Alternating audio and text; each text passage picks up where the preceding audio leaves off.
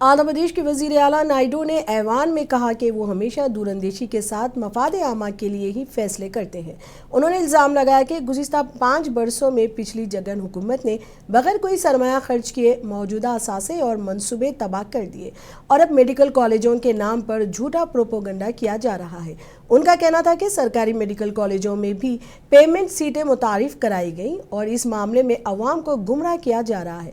PPP model के बारे में सीएम नायडू ने वजाहत दी कि इससे अवाम को बेहतर सहूलतें मिलेंगी और किसी का नुकसान नहीं होगा।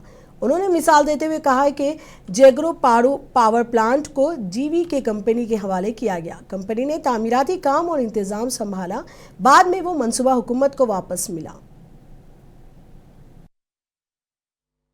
ఈ ప్రభుత్వం ఎప్పుడు కూడా ఒక పద్ధతి ప్రకారం పనిచేస్తాం. చరిత్రలో ఇక్కడే ఎమ్మెల్యేలు రాష్ట్ర ప్రజలకు ఒకటి అర్థం చేసుకోవాల్సిన అవసరం ఉంది.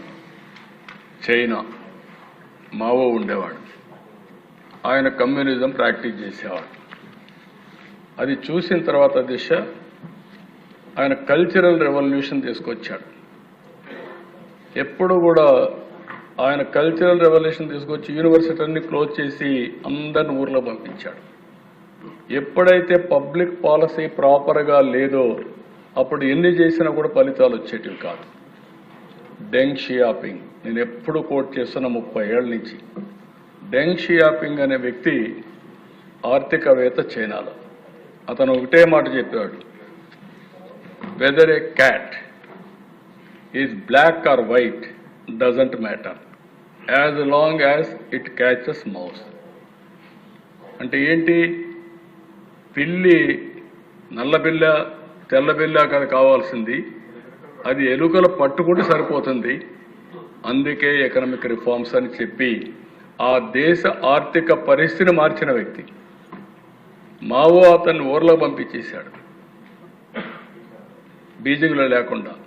మావో పోయిన తర్వాత వచ్చి అతను ఆ దేశానికి ఆర్థిక వ్యవస్థలు ప్రమోట్ చేసి 1980sలో ఈరోజు చైనా అమెరికా తర్వాత అగ్రస్థానానికి వచ్చిందంటే ఆయన విధానాలే కారణం.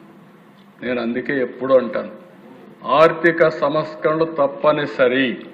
ఈ దేశం బాగుపడాలంటే ఇలాంటి సంస్కరణలు కావాలని. ఇక్కడ 650 కోట్లు ఖర్చు పెట్టవు, ఉండే ఆస్తులని తగలబెట్టారు.